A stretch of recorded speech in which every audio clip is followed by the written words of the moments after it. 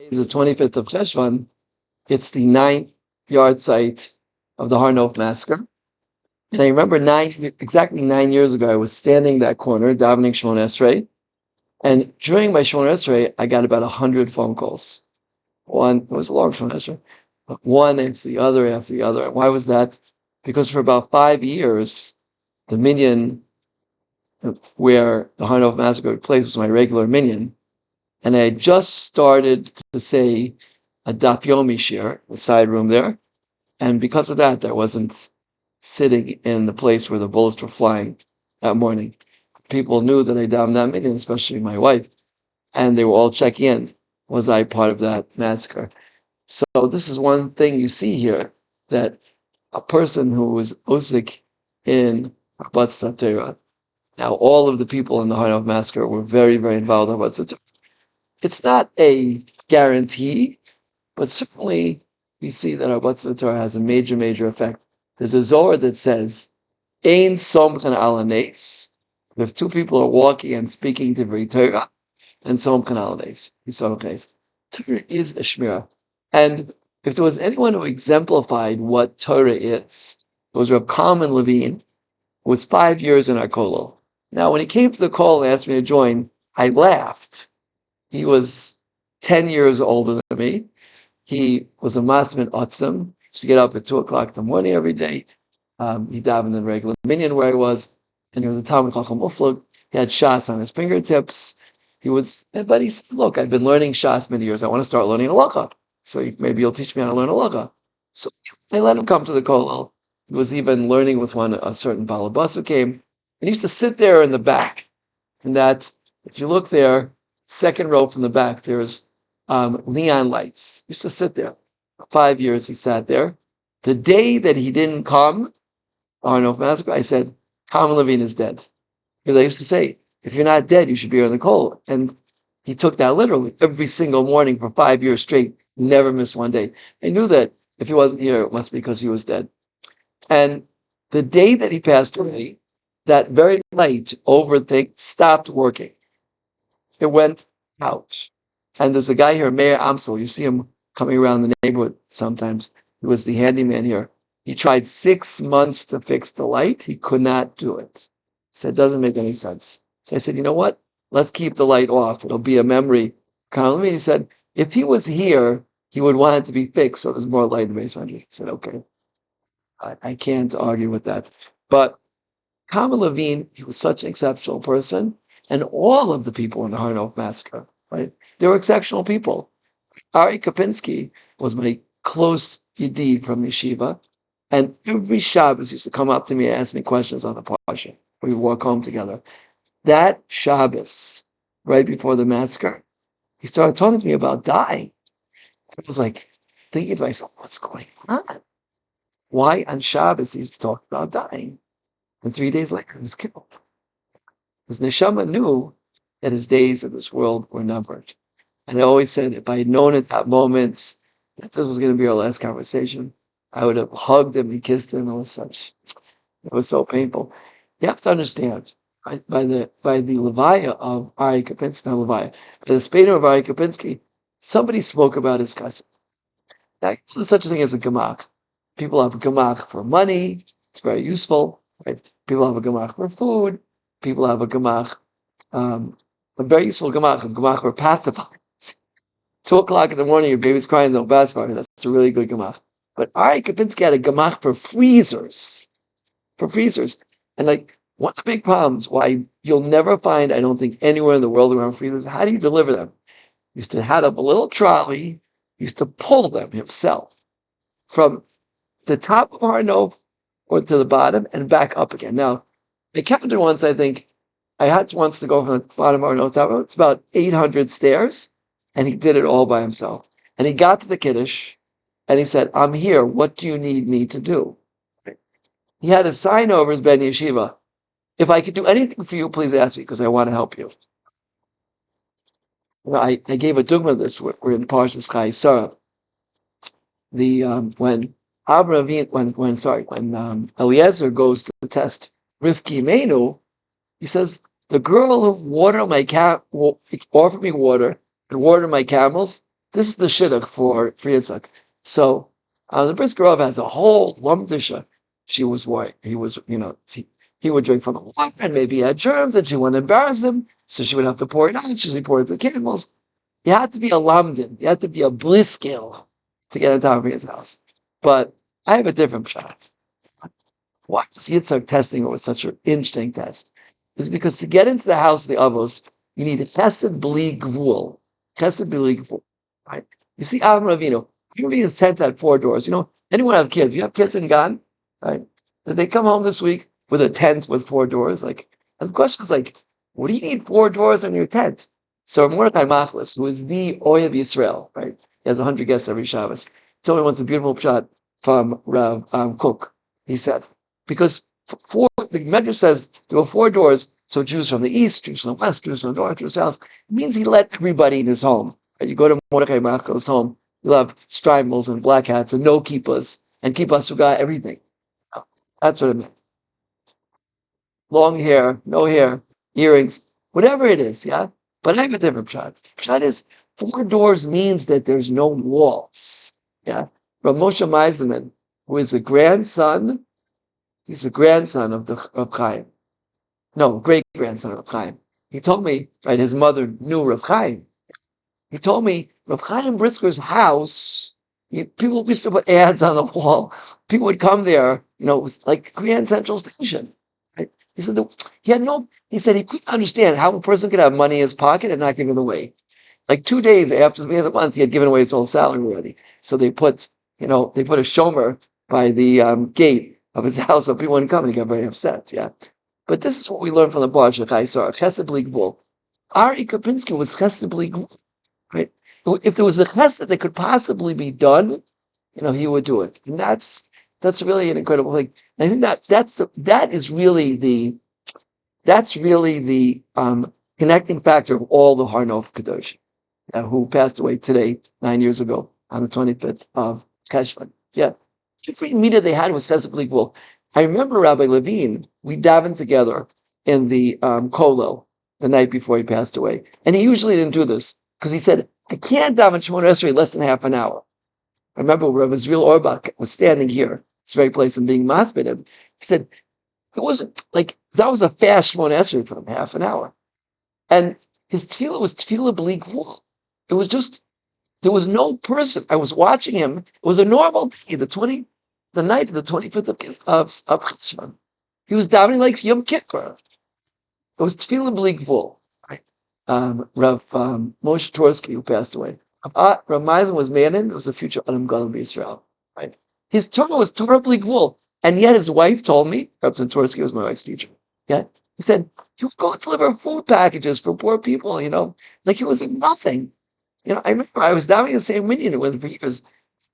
It's a chashuv yid, he's sitting there. He sits next to my son-in-law's cousin was Avram Goldberg. Yeah. And they shoots together like Pashut Yid, he's Pashut Yid, right? But Adam Gad was the Pashut Yid. Now Avram Goldberg was sitting next to him, my son-in-law's cousin, who made Sheva brachas for us when my daughter got married. Right after he passed away, they found he had smicha from Gateshead, like the highest level smicha, and I think he also had a doctorate from Oxford, and nobody knew about him. It wasn't like he went around, this. He mamish carried himself as a pashut of balabas, yeah, and he was working. And I wrote up a hezbollah for him. It was a 9-hour balabas. The Rambam writes, who's a balabas? Someone who learns and works 3 hours. You won't find too many balabatim like that today. Maybe, Rabbi Yaakov Hill holds you should have to learn, today you have to learn half a day and work half a day, but, and his Talmidim do it, yeah. Right? Anyone who owns a major company or who lives in Flatbush or in the Syrians, they can pull it off. But, how many people do that? But it was tachlis hapashtos. And there was one more, was my neighbor, Rav Chaim Radman, who was passed away after the others. He lived almost another year. The Yahrzeit was just last week. And this person, right, I saw him every single day. First of all, he would leave his house and he would get to shul in 1 minute. That's like a 3-minute walk. But he would dart to shul, he would sprint. Because that's, Shema to shul, And, he remember when I broke my ankle? I was in America. I slipped on the ice. I broke my ankle. Like 100 people told me, like, Riley just seen an issue. And like, what happened? You're out of hospital. I don't think- The first time it was funny, but like the 78th time, it's not funny anymore. But when he saw me, he was just complete empathy. Like, I'm so sorry.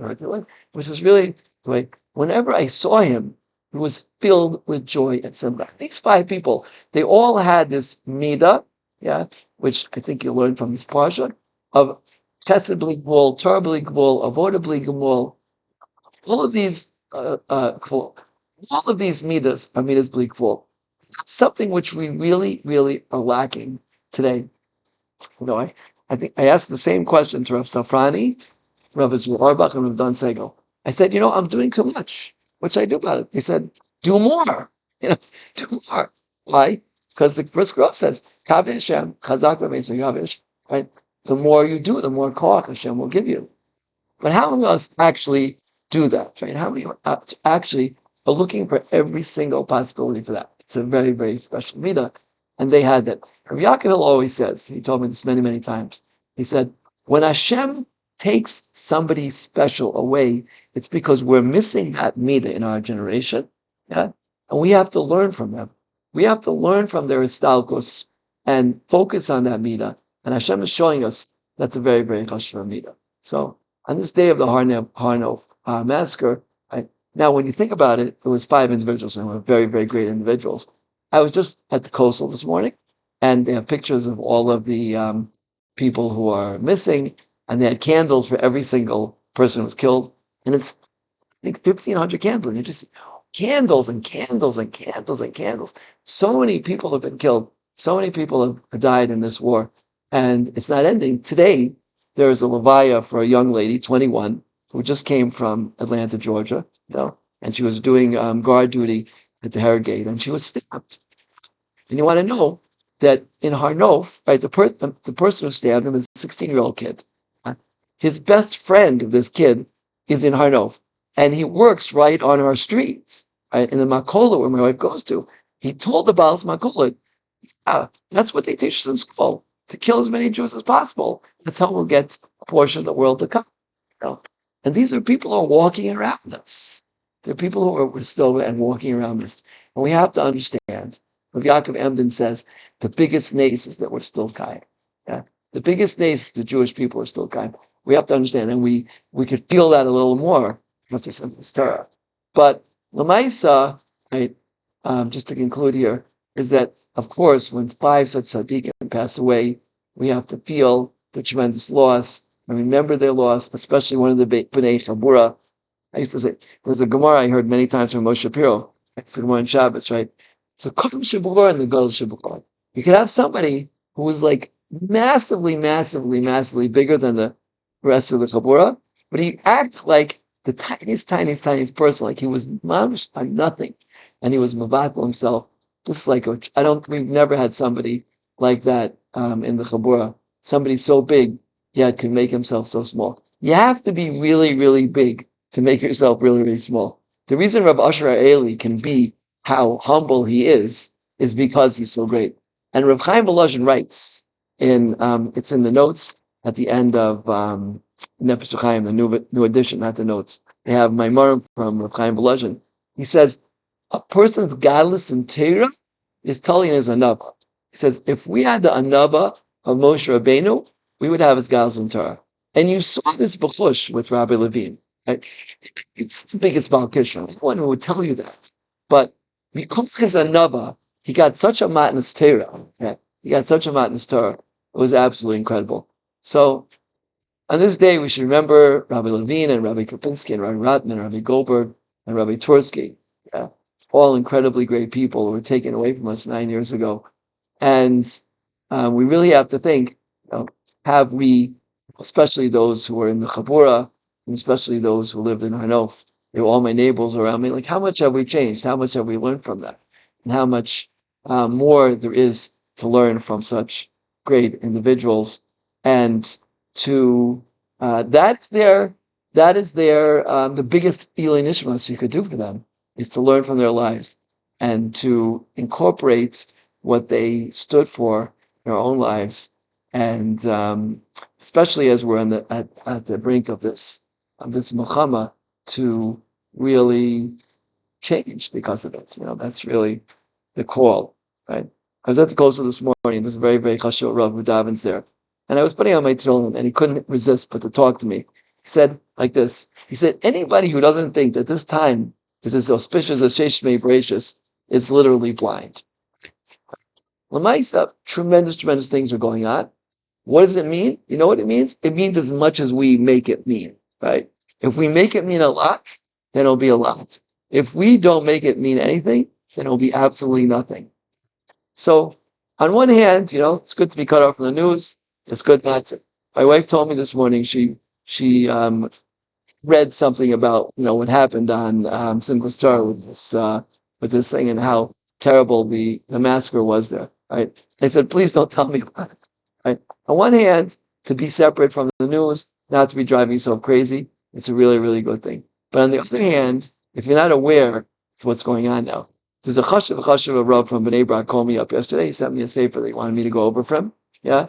And he told me, is it true that people are really doing tshuva now? Is it true? And I told him, it's not just true. They've been speaking to McCarvin. People are coming en masse. En masse. There were 2 people sitting Shiva whose children died at this music festival, if you can call it that. Yeah. He said when they sat Shiva, they were sitting Shiva in a parking lot because there were hundreds, if not thousands, of people coming to them. And these people both did tshuva. Yeah. And all the people they're coming to, they said, do tshuva, do tshuva, do tshuva. You have some of the most left-wing people who wouldn't even admit that they were Jewish. They would say they're Israeli. And now they're saying, I'm Jewish and I'm proud to be Jewish. So, Lamais, we're in a tremendous wave now of tshuva. We're in a tremendous wave now of chizuk. And halavai that the Kadosh Baruch Hu shall continue and continue to be mechazik. And whatever you do, whatever you could do to be mishtatif in this. Right? The most important thing right now is to be mishtatif with the klal. Mishtatif with the klal. Especially when you see people from so far away coming back. The more we can connect ourselves with the klal, the more we can be part of the klal, the more things we could do for the klal, yeah, the more you'll have the shmira and the tzala that Hashem promises to Klal Yisrael. Kadosh Baruch Hu should protect us and protect us from any dangers, anybody from any dangers, especially Moshe Shimon ben Dvorah Sarah Elisha, right? Who's right now, his wife was in touch with me. They let him go home for Shabbos. But he's mamish right now in the heart of Gaza, probably on his stomach, scouting out Gaza and what's going on there. Mamish, he's in Sakana Gedela, and we're making a special tefillah, special Yom Kippur Katan. Whoever can be started with that. Rav Israel Orbach said to me when I asked him the question, Israel Orbach, right? Now, if you want to know what an Ohev Yisrael is, you speak to the Gedolim, you speak to Rav Israel Orbach. I asked him, one of the Bnei Chabura is in Gaza and in danger. Should we do something for him? He was like, he couldn't understand the question. Like, Pshita, my soul kadaita. Somebody from the Bnei Chabura, his life is in danger. Like, of course you have to do something. It was tachlis habashas. So B'ezrat Hashem, this Yom Kippur Katan, whoever could fast. Now, you definitely should not fast if it will even affect an iota of your learning. And I think the Vilna Gaon had been fasting for close to 3 days. He was trying to get pshat in the Sar Yerushalmi, right? It was like an hour before, Shabbos. So he broke his fast, because he felt he was like a tiny, tiny drop losing his yin, right? This we have a Kabbalah today. If fasting affects your learning, you shouldn't do it.